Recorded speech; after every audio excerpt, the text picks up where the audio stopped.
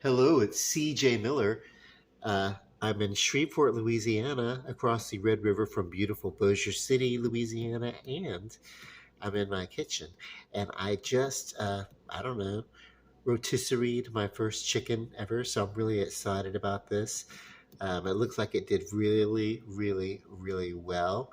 Hang on one second, I'm going to remove it, and then I'll get into talking about it. So, firstly, let me just tell you all that I think this worked very, very well. It did really good. Uh, you really can't do much more than maybe a 5 pound chicken. This was just under five.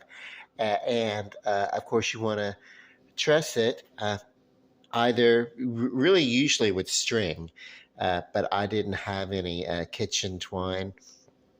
Uh, but I had toothpicks and it worked. So let's see how we can easily remove the toothpicks. Yeah, so they just come right out because the meat is very tender.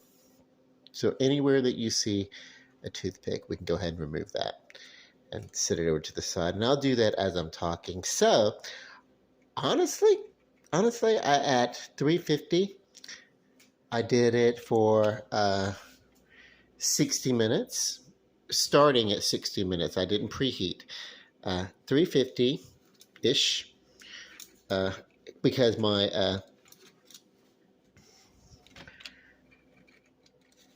air fryer, multiple whatever. Basically, it's a giant convection oven that has the different little things. But this it did really well. So what happens is that okay, so I didn't burn myself. I was like, oh my god, that's just me being dramatic. Like, oh my god, come out, you damn toothpick. So anyway, yeah, I just pinned with these little toothpicks. I pinned the legs and things to the body of the carcass, so that it would basically. I'll maybe kind of turn it over and take the other toothpicks out in a little bit. Anyway, yeah, I did that so that that when it rotated, the legs or the wings wouldn't fall loose and drag. You know, uh, so that was great. And then of course I used uh, the roasting pan, and then I used a drip pan underneath this roasting pan that came with the thing. I'm so excited. Um, no particular recipe. I used a let's see. I can tell you it's going to be good. A well, I'll show you. It's right here. Uh, no secret ingredient. I just love it. Tony's. We just call it Tony's up down here, or uh, Tony's, and then spice and herb. I have never at Tony's Chateraise or whatever. We like I will butcher some French. I'm from Louisiana, uh, with a blended French. You know, um, you know, descent from Acadian to Cajun French, and then also direct from France, French in Louisiana. It's all over the place. Uh, and, you know, my fraternal grandmother, her maiden name was Lafitte, you know, so that's how French it is, you know.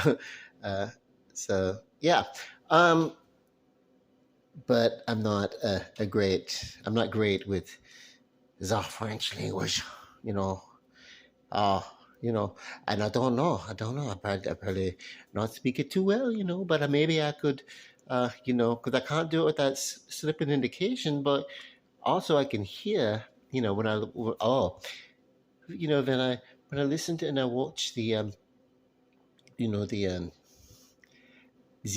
Canadian, the French, the French Canadians, I can hear similar, you know, but not exactly, you know. So you know, but yeah.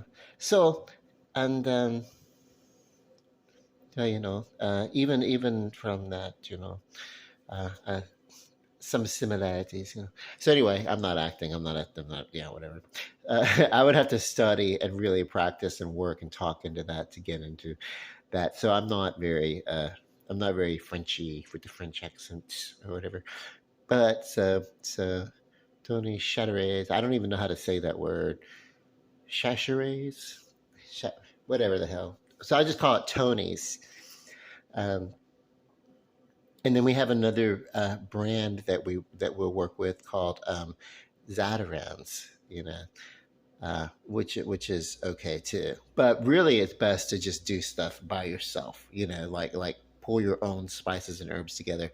That's basically the same as a Cajun spice with green herbs added into it. That's what the spice and herb means. Uh, it's traditional Tony's with a bold flavor, and then with green herbs added. So Tony's bold, Tony Chateray. You have the Tony's Chacherets, whatever you can say. If you could say it, good for you.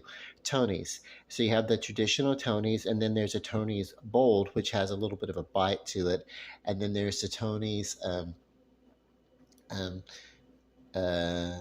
spice and herb, uh, and spice and herbs. Some people call it herbs, but yeah, whatever. Really, truthfully, the H is silent. But anyway, but from different areas of where you speak, maybe it's silent, where it's not. I don't know. But anyway, this is cool. I can't wait to get in here and try it out. I wanted to let this kind of cool down. When you take something out of the oven that's a large bit of meat, you really do want to let it rest. This has rested, and I feel like I'm just going to take it and cut this sucker right in half and eat half a chicken for dinner. And the reason why is because I had breakfast, which was eggs and some French toast sticks. Uh, and then yesterday I had carbs. But aside from breakfast, I have not had anything to eat, and I'm like, oh my god, I need to eat. So that's what I'm about to do. Anyway, hang on. Maybe you didn't know when I said I was going to eat half a chicken, and probably the other half overnight because I'm so starved. But I'm going to do it keto style. I'm not going to throw a bunch of bread or anything like that with it. So this is almost a coq au vin kind of style, I guess. It's rotisserie, really. Is what I don't know what the hell a coq au vin is. But I think you do that with like a little flavoring or something. And it's not like overly flavored, maybe a little bit of wine or butter or something like that. Anyway,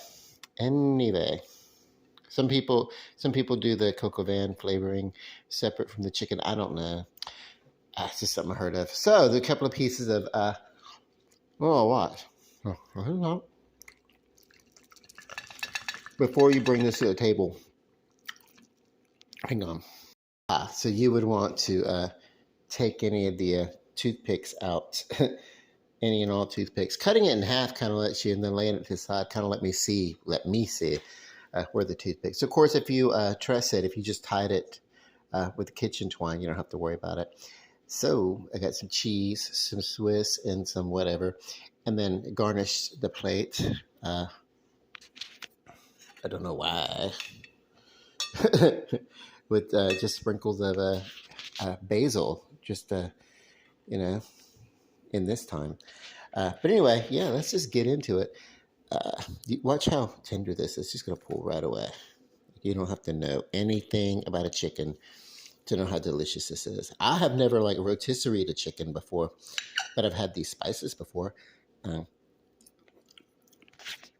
Damn, is that tender? Let me say, on for 350, I set it at 350. I put it in without preheating. Let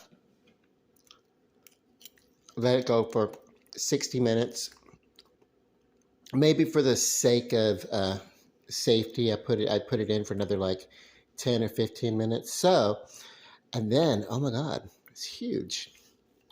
And big flavor. Well, so, awkward. So,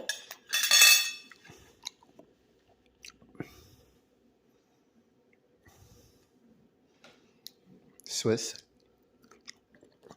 cheese and the little specks of a of a basil just falling wherever kind of helps too. Yeah. Okay.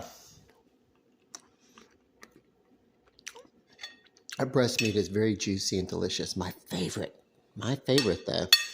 If you know me about chicken, my favorite is dark meat.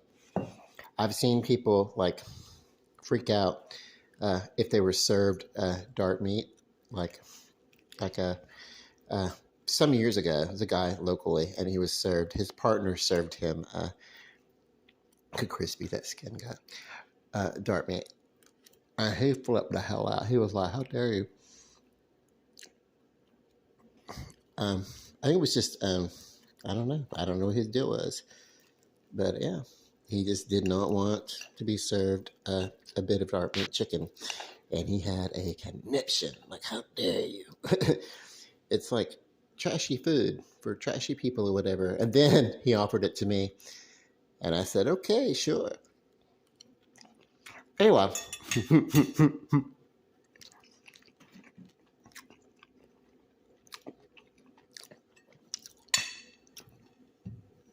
this is very delicious. I would definitely do it this way again. Um, and different flavors and different seasonings and everything definitely would be a bonus to play around with. Okay, so I'm fixing to just tear down, and I don't want to do that because it's not pretty when I eat chicken. When I was a little boy, we used to go to this place, Luigi's. It was in Bossier City, a little Italian place, I guess, from the name. I don't know, Luigi's. Uh, and this was way back in the late 70s. Before we even, it was so far back, it was before we even moved to um, Amelia, just outside of Morgan City, right on the Gulf of Mexico down there. Um, what I remember is being able to go to Luigi's and that they would ask what I wanted. And it had a thick thing, a menu, and it was a big thing. It was like I was a picky eater, but I love chicken. You know, you're from the South, you're going to eat chicken. Uh, and yeah, a whole chicken. They would order me a whole chicken, little 5 or 6 year old little boy, and I would eat an entire chicken. Wasn't much room for dessert. That's my memory of it. I don't know if other people shared the chicken with me after they had some of theirs or not. Like, let me have a little piece of chicken with my pasta. I don't know, but they let me eat a whole chicken. Order it. I need a whole chicken, and that was a special thing on my birthday. Too, it was a regular time whenever we went there, but then later on, when we went out, it was like a favorite birthday dinner. Hey, what do you want? I want a whole chicken. You know, and if it's baked, it's not nearly as when it's all breaded and stuff like that, and you have like a whole chicken, like an entire whole chicken. Um, that's a lot of breading. When it's baked, you can have a lot more of the chicken meat. And then it was like I loved it. I love chicken. I'm Southern. I love chicken. Wings are my favorite. But my favorite, well, for hot wings and stuff like that, they're just great texture and everything like that. But flavor wise, honestly, if it's not hot wings, it's chicken thighs. I don't know.